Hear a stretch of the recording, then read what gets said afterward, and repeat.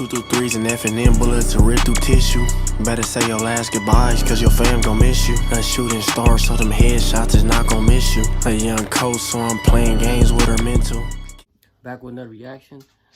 Bringing back to the stage Rick James and Prince for the Tour Bus Tales.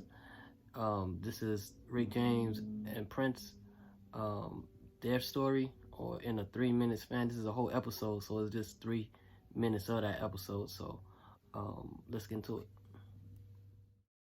They had found a new nemesis, a rival who would push Rick James for the rest of his life, the artist known simply as Prince. Rick was the one who chose him to come out and open up on his tour because he was released from the Rolling Stones tour because they didn't care for him that much. Rick came to the band and asked, "What you think about Prince?" Rick's thing was, when he was coming out, there was no Prince. Now, Prince had some records. Prince was a little softer, but that shit was funky.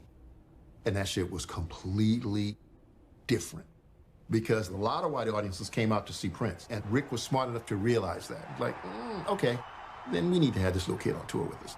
This was his very first black tour. Black audiences loved Rick from the get-go. Different from Prince. The first time we met him, it was in Dallas. And we found out that he was going to be opening and whatnot, and Rick said, "Here he comes." And I'm looking. And he comes in, and I'm still fucking looking. Where is he? I'm thinking the cat's got to be like 5'9", maybe 6 foot tall. And this little bitty son of a bitch walks in there and said, "God damn, he's tiny." He was down here. And he had on pink high heel fucking shoes. Stunning. That little dude, that's Prince. You know, us being so tall, I mean, he seems like a dwarf, but he was so powerful on stage, you know? I liked the son of a bitch. He was funky as hell to me. But Rick used to get mad because I remember him saying, "That little motherfucker got me working hard." Because he was a bad little motherfucker, man. He was funky. Every show, Rick was on the side of the stage watching Prince. Prince was on the side of the stage watching Rick. They both understood where this shit was about to go. I think Prince, if he was in this room, God bless his soul, he would say it. Prince would do his show, and then we'd do ours. And 9 times out of 10, when we got finished with our show, people forgot who the fuck the opening act was. We used to kick his little ass every motherfucking night. I mean, we blowing up shit on stage, pyrotechnics and shit, bitches and whatnot. We had ballerinas dancing shit for us, man. You can't do that. Damn, who was opening up? Oh, yeah, that was Prince. They would forget when we got through with that ass. Prince would push Rick to step up his game in more ways than one. Rick told me when I became one of the background singers that he was starting a female group. Joanne McDuffie was a part-time jazz singer and part-time record store clerk when she met Rick James back in their hometown of Buffalo. Female groups at the time, you know, there weren't a lot of them. The biggest thing that came down the pike at that point was the Supremes.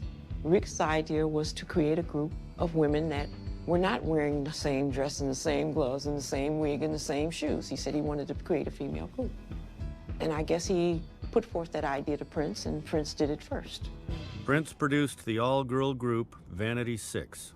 Rick, he's pretty pissed about that. But anyway, I became lead singer for the group that he produced, the Mary Jane Girls. Prince also started up another band around one of his childhood friends, The Time, featuring Morris Day. Rick answered with his own group, Process and the Do-Rags. Everybody in the house tonight who feels that you do what's right, put your do-rags in the air and wave like you just don't care. Whatever Prince was doing, we had to do better. A lot of people don't realize that motherfucker had Rick working his ass off. I remember that. That was Rick James and Prince, Tales from the Tour Bus. Very, very good animated way of telling the story of the artist. And I love everything they did with it. If you guys ever have a chance, look into Tales from the Tour Bus. Very, very good animated, kind of a documentary type of situation. You get to learn a lot of the personal demons that these artists went through in an animated form. Like, comment, subscribe. Shoot through threes and F&M bullets to rip through tissue. Better say your last goodbyes, cause your fam gon' miss you. A shooting star, so them headshots is not gon' miss you. A young coach, so I'm playing games with her mental.